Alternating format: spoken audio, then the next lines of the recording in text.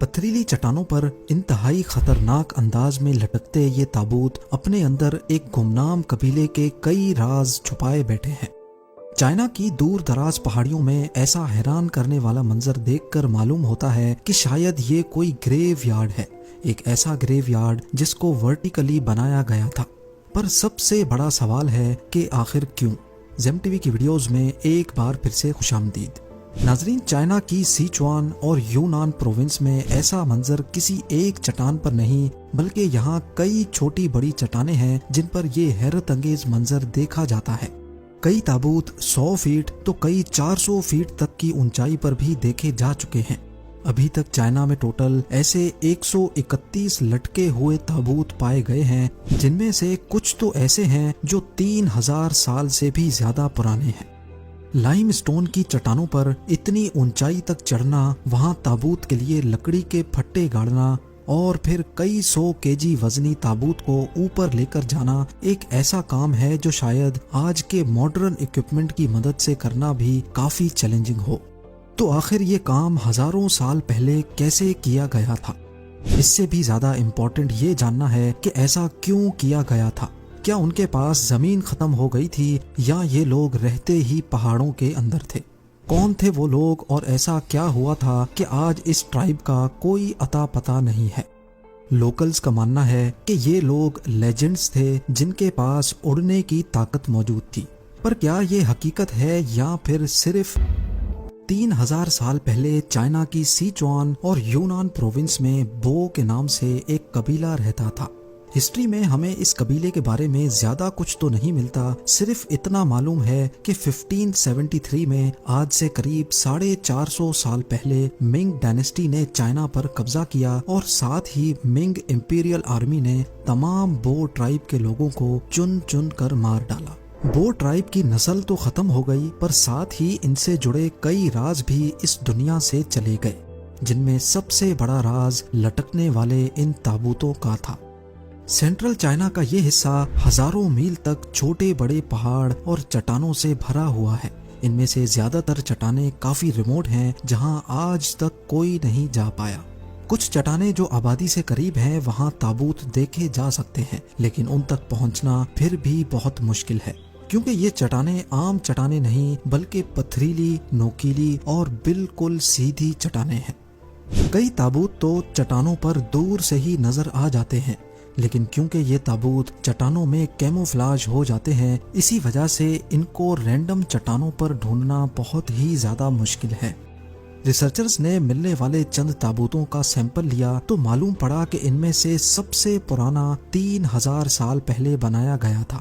इसी एविडेंस से हमें ये मालूम पड़ा है कि बो ट्राइब के लोग 3000 साल पहले भी यहाँ रहा करते थे। एस्टीमेट लगाया गया है कि इस प्रोविंस में मजीद हजारों ताबूत छुपे हो सकते हैं। जाहिर है जो कबीला इतना पुराना हो उसके सिर्फ 131 ताबूत कैसे हो सकते हैं। इन ताबूत की खास बात यह है कि इनको लकड़ी के सिंगल पीस से बनाया गया था। एक्सपर्ट्स का मानना है कि उस दौर में अगर कोई टूल था तो वो था सिर्फ कुल्हाड़ी। इसका मतलब है कि बो कबीले के लोग सिर्फ कुल्हाड़ी की मदद से बड़े दरख्त के तने का अंदरूनी हिस्सा काटकर उसको ताबूत की शक्ल देते थे।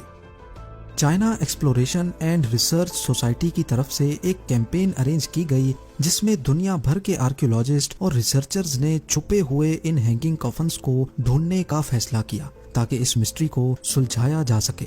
नदरन यूनान में एक चट्टान पर जहां 6 कॉफिन्स लटके थे, रिसर्चर्स ने इन तक पहुंचने का प्लान बनाया। कॉफिन्स तक डायरेक्टली पहुंचना एक्सपीरियंस्ड क्लिफ क्लाइंबर्स के लिए भी काफी मुश्किल था। इसी वजह से क्लिफ पर दूसरे रास्ते से चढ़कर रस्सियों की मदद से क्लाइंबर्स को नीचे सीधा उन 6 कॉफिन्स तक उतारा गया। ये बहुत ही खस्ता हाल के कॉफिन्स थे, जिनको लकड़ी के जिन तनों पर सपोर्ट देकर रखा गया था वो भी बिल्कुल गल चुकी थी और किसी भी वक्त टूट सकती थी।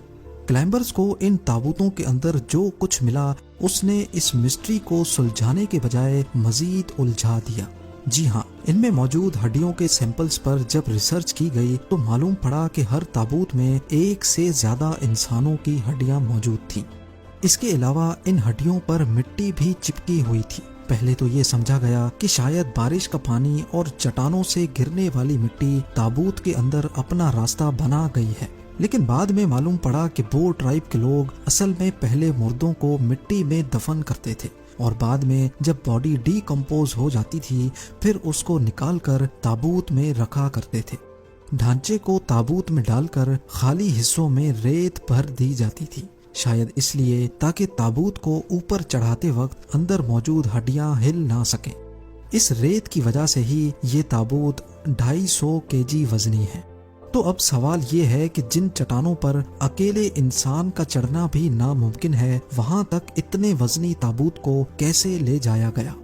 ظاہر ہے اس دور میں بو ٹرائب کے پاس کوئی مشینری تو نہیں تھی، لیکن 3000 سال پہلے بو ٹرائب کے پاس رسیاں، چھینی ہتھوڑا اور سب سے بڑھ کر مین پاور موجود تھی۔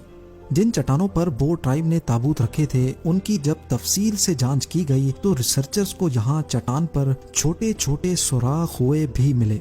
یہ سوراخ کسی صورت بھی نیچرل نہیں لگ رہے تھے، بلکہ ان کو کسی نے چھینی اور ہتھوڑے کی مدد سے کیا تھا۔ ایسا معلوم ہوتا ہے کہ ان سوراخوں کا ضرور ان تابوتوں سے کوئی کنیکشن ہے۔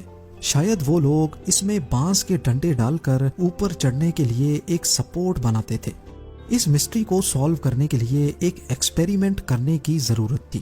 2003 میں ڈسکوری چینل کی ایک ٹیم نے یہ ایکسپیریمنٹ کرنے کا فیصلہ کیا۔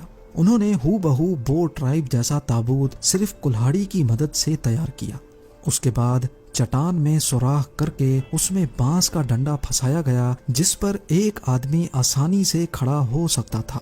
اسی طریقے سے 5 سے 6 فٹ کے فاصلے پہ چٹان پر سوراخ کیے گئے اور اس میں ڈنڈے گاڑے گئے۔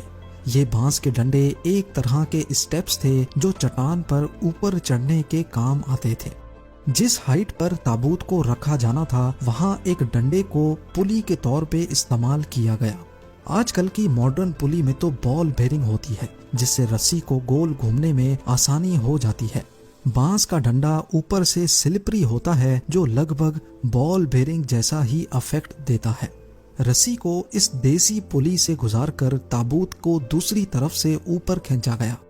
کیونکہ پلی کی موجودگی سے 50% لوڈ کم ہو جاتا ہے، اسی وجہ سے ورکرز نے بڑی آسانی سے تابوت کو 300 فٹ اوپر پہنچا دیا۔ اوپر موجود ورکرز کا دوسرا گروپ جس نے آلریڈی چٹان پر لکڑی کی بیس بنا رکھی تھی، انہوں نے تابوت کو بیس پر رکھ دیا۔ 12 لوگوں کی شرکت اور 3 دنوں کی محنت کے بعد ریسرچرز کا ایکسپیریمنٹ کامیاب ہو چکا تھا اور ان کا خیال ہے کہ بو ٹرائب کے لوگ بھی اسی طریقے سے تابوت اوپر چڑھایا کرتے تھے۔ ملنے والے کئی تابوتوں کے اندر فائن لینن سے بنے ایسے کپڑے بھی ملے۔ ان کپڑوں کا ڈیزائن ہو بہو اسی طرح دکھتا تھا۔ اس سے یہ ظاہر ہوتا ہے کہ بو ٹرائب کے لوگ سلک وارمز کی کلٹیویشن کے ماہر تھے۔ اس کے علاوہ یہ لوگ بہت ہی ریفائنڈ لینن بھی بنا سکتے تھے۔ اسی ریسرچ کے دوران ایکسپرٹس کو بو ٹرائب سے ریلیٹڈ ایک بہت ہی انٹرسٹنگ ایویڈنس ملا۔ جو کپڑے ہزاروں سال پہلے بو ٹرائب بنا کر تابوت میں رکھا کرتے تھے، بالکل اسی طرح کے کپڑے آج بھی چائنا کے رورل ایریاز میں بنائے جاتے ہیں۔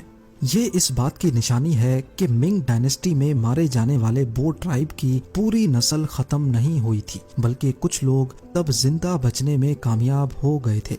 بچ جانے والا بو ٹرائب اب کہاں ہے اور وہ اب اپنے اینسسٹرز کی ٹریڈیشنز کو پورا کیوں نہیں کر رہا، یہ بھی ایک الگ مسٹری ہے۔